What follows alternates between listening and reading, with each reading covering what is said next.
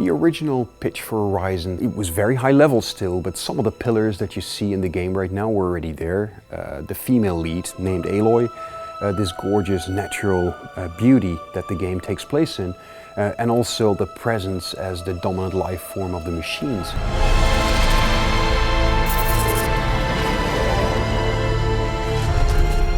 The machines turned out to be very much animal inspired. That is something that the game designers found to be a very natural way for us to portray these machines. We knew basically we wanted them very big and very awesome, and we wanted lots of them, but we didn't necessarily know what the exact look of it's going to be. We also played basically with more insect-like creatures or more traditional looking robots, but this whole aspect of nature basically and the majesty of nature combined with this much more sort of prehistoric looking creatures really created a very unique setting and a very unique look.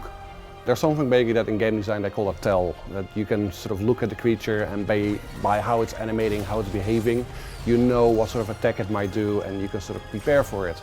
And that's really important, and in that regard it really helps that these creatures are recognizable. We came up with lots of ideas for different animals that we sort of wanted to recreate in the game. But also at the same time we were looking for different opportunities for the player in terms of maybe there should be an enemy or a machine that has a lot of loot on them. What kind of machine would fit with that?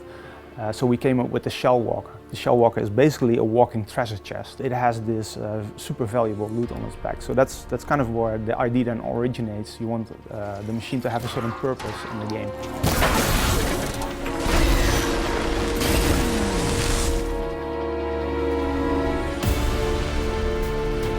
We wanted basically every aspect basically to have their own robots, and of course basically there are lakes and rivers and other sort of water bodies in our game as well. So the Snapmaw, the crocodile, basically was specifically designed to take advantage of those sort of environments and offer the player a new challenge in that environment. So the Snapmaw is one of the enemies that we haven't shown much of. It operates very often in groups. The machine itself is already very dangerous, especially in the water. Fortunately for Aloy we have sprint swimming, so she can swim a little bit more quickly, but often that won't be fast enough, so you have to be very careful. So Aloy has a unique ability. She can use her spear to override machines. The broadheads can, if you override them, you can use them as a mount. But if you override the Watcher, for example, you can turn its faction, so it will fight alongside, it will fight for Aloy. Then we have the tall neck. Once she manages to climb the tall neck and overrides the tall neck, she uncovers a large part of the areas, clears the fog of war in that area, but also reveals machine locations throughout that entire region. She also unleashes a big blast that stuns any nearby machines in the region.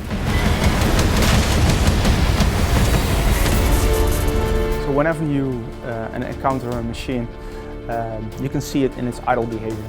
But when the machine itself goes into combat mode, that's when the AI basically takes over. There's nothing scripted about it. You will notice that each time you play, it will play out differently because the AI is so unpredictable. But you can learn and study their behaviors and get better at defeating them eventually.